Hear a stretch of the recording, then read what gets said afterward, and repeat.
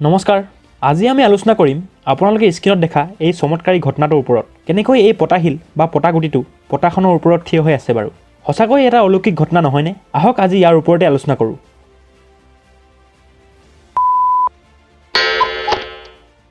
আপোনালোকে নিশ্চয় এইকেইদিন ফেচবুক নাইবা হোৱাটছআপত এই ঘটনাটোৰ বিষয়ে শুনিছে নাইবা দেখিছে চাগে আপোনালোকে জানেনে কিয় এই পতাগুটিটো পতাখনৰ ওপৰত ইমান ধুনীয়াকৈ ৰৈ আছে আপোনালোকক কওঁ যে যেহেতু সমগ্ৰ বিশ্বতে এই সময়ত কৰোনা ভাইৰাছে আগ্ৰাসী ৰূপ ধাৰণ কৰিছে কোভিড-19ত ভুগি হাজাৰ হাজাৰ লোকৰ মৃত্যু হৈছে সেয়েহে সমগ্ৰ বিশ্বক এই বিপদৰ পৰা মুক্ত কৰিবলৈ ভগৱান শিৱ আমাৰ মাজত পৃথিৱীত উপস্থিত হৈছে ভগৱান শিৱই যিদৰে এটা সময়ত বিষ পান কৰিছিল ঠিক তেনেদৰে কৰোনা ভাইৰাছক পান কৰি আমাক এই বিপদৰ পৰা ৰক্ষা কৰিব আৰু শিৱৰ আগমনৰ বাবেই এই পতাহিলটো এনেদৰে ৰৈ আছে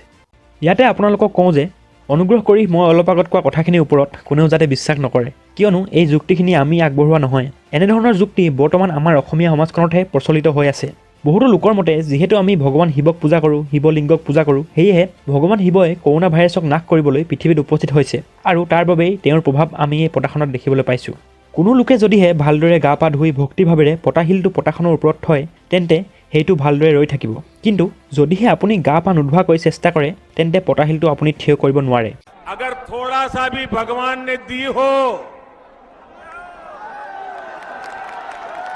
तो जरा उपयोग करो আপোনালোকক কওঁ যে এইটো আচলতে এটা হাস্যকৰ অন্ধবিশ্বাসৰ বাহিৰে একো নহয় কিয় এই পতাগুটিটো ৰৈ থাকে তাৰ বিষয়ে আমি আপোনাক ক'ম কিন্তু তাৰ আগতে কেইখনমান ফটো আৰু ভিডিঅ' এটা চাওক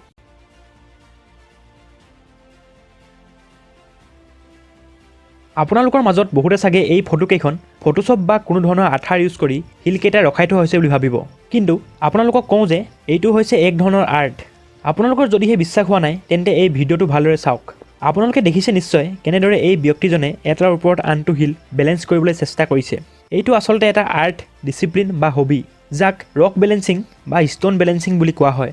যিহেতু এটা শিল বহুতো সৰু সৰু কণাৰে গঠিত সেয়েহে সেই কণাবোৰৰ ভৰ বা মাছ পৃথিৱীৰ গ্ৰেভিটি ৰেছপেক্টিভলি শিলটোৰ এক অংশত বা এটা পইণ্টত কেন্দ্ৰ কৰি থাকে যাক চেণ্টাৰ অফ মাছ বুলি কোৱা হয় ছায়েন্স বা বিজ্ঞানৰ ছাত্ৰসকলে নিশ্চয় এই বিষয়ে শুনিছে চাগে আৰু যেতিয়া এই শিলটোৰ চেণ্টাৰ অফ মাছ ভালদৰে বেলেঞ্চ কৰা হয় পৃথিৱীৰ গ্ৰেভিটি ৰেছপেক্টিভলি তেতিয়া সেই শিলটো ধুনীয়াকৈ ৰৈ থাকে আৰু এই চেণ্টাৰ অফ মাছৰ বাবেই সেই পতাহিলটোও পতাখনৰ ওপৰত ৰৈ আছিল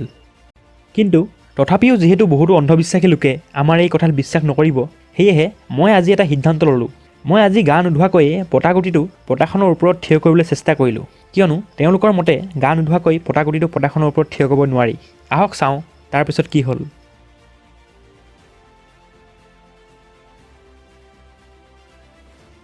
তেন্তে দেখিলে আপোনালোকে মই গা নোধোৱাকৈয়ে পতাগুটিটো পতাখনৰ ওপৰত থিয় কৰিবলৈ সক্ষম হ'লোঁ সেয়েহে অনুগ্ৰহ কৰি কৈছোঁ সজাগ হওক আৰু সজাগ কৰক কিয়নো আমি আমাৰ এই অসমীয়া সমাজখনক আৰু পিছুৱাই যাবলৈ দিব নোৱাৰোঁ এনেধৰণৰ অন্ধবিশ্বাসৰ বাবেই আমাৰ সমাজখন আগুৱাই যাব পৰা নাই সেয়েহে অনুগ্ৰহ কৰি কৈছোঁ এই ভিডিঅ'টো সকলোৰে মাজত শ্বেয়াৰ কৰক আৰু অসমীয়া সমাজখনক সজাগ কৰক ধন্যবাদ জয় অসম জয় হিন্দ मुझे लगता है अगले 72-100 घंटों और शायद कई हफ्तों तक ये वायरल रहेगा।